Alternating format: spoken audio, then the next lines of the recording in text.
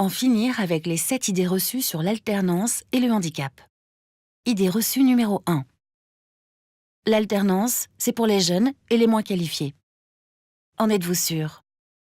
Alors, comment expliquer que 81% des personnes handicapées en contrat de professionnalisation ont plus de 26 ans et que 52% ont un niveau inférieur au bac? En réalité, le contrat d'apprentissage, comme le contrat de professionnalisation, concerne toutes les personnes handicapées, sans exception, des plus jeunes aux plus âgés, quel que soit le niveau de qualification. Idée reçue numéro 2. Il y a de nombreux postes qui ne peuvent pas être occupés par une personne handicapée. En êtes-vous sûr? Est-ce que le poste de conducteur de bus scolaire entre dans cette catégorie? Parce que plusieurs entreprises de Midi-Pyrénées se sont regroupées pour recruter 70 conducteurs de bus. Parmi eux, il y avait 11 personnes handicapées embauchées en contrat de professionnalisation, avec une formation de chauffeur interurbain de voyageurs. En réalité, les handicaps et leurs conséquences sont divers et permettent aux personnes handicapées d'exercer tout type de métier. Si besoin, il existe une vaste palette d'aménagements pour rendre un emploi compatible avec le handicap. Idée reçue numéro 3. Travailler en alternance, c'est compliqué pour une personne handicapée. En êtes-vous sûr? Alors pourquoi plus de 5000 personnes handicapées font-elles chaque année le choix de l'alternance et 90% des contrats de professionnalisation vont-ils jusqu'à leur terme? En effet, l'alternance, par nature, s'individualise plus facilement que tout autre type de formation. La présence du maître d'apprentissage ou du tuteur permet d'organiser et de sécuriser les parcours des personnes handicapées dans l'entreprise. Sans oublier, bien sûr, les conseillers Cap Emploi, qui peuvent aider à définir les conditions de la bonne intégration du salarié. Au-delà de la compensation du handicap, leur accompagnement permet d'anticiper les difficultés liées au logement ou au transport. La personne handicapée est suivie individuellement pendant la durée de son contrat, mais aussi à l'issue de sa formation si le poste n'est pas pérennisé. Idée reçue numéro 4. L'alternance, ça coûte cher. En êtes-vous sûr? Mais alors, à quoi servent les aides financières et les exonérations de charges patronales mises en place par l'État pour développer l'alternance?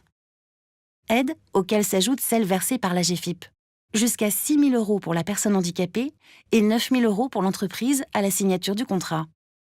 Et si l'employeur pérennise le contrat, il perçoit un financement supplémentaire. Côté salarié, l'alternance est la garantie de percevoir un salaire. Pour leurs employeurs, ces salariés ne représentent pas seulement des coûts. Souvent expérimentés, ils deviennent rapidement autonomes et productifs. Idée reçue numéro 5. Recruter une personne handicapée en alternance, c'est compliqué pour une entreprise. En êtes-vous sûr? Pourtant, partout sur le territoire, des intervenants spécialisés partenaires de l'AGEFIP proposent aux entreprises un accompagnement sur mesure. Ces conseillers aident chaque employeur à recruter le bon candidat, à définir un parcours de formation personnalisé prenant en compte le handicap, le conseil sur les aides techniques et financières dont il peut bénéficier, l'assistent dans la gestion administrative du recrutement et la mise en place du poste de travail, et suivent même le déroulement du contrat. Parmi les partenaires de l'AGEFIP au service des entreprises, Cap Emploi apporte notamment son appui à la recherche des candidats et Alter informe et accompagne les entreprises dans la mise en œuvre d'actions positives en faveur de l'emploi des personnes handicapées. Idée reçue numéro 6. L'alternance, ça nuit à la productivité des entreprises. En êtes-vous sûr? Alors, comment expliquer que 72% des employeurs ayant signé un contrat d'apprentissage avec une personne handicapée se déclarent satisfaits et envisagent de renouveler l'expérience? En réalité, l'alternance est un investissement pour une entreprise. Elle lui permet de recruter des collaborateurs qui, ayant choisi la voie de l'alternance, démontrent leur implication et leur motivation. Des collaborateurs portés par une réelle volonté de s'insérer et de se reconvertir. Des collaborateurs formés sur mesure, dont les compétences correspondent parfaitement à ses besoins et qui lui permettront de pérenniser son savoir-faire. Des collaborateurs souvent expérimentés, donc productifs. Des collaborateurs, enfin, qui ont le souhait de rester dans l'entreprise qui les a formés. Idée reçue numéro 7. L'alternance, ça débouche rarement sur un emploi quand il s'agit d'une personne handicapée. En êtes-vous sûr?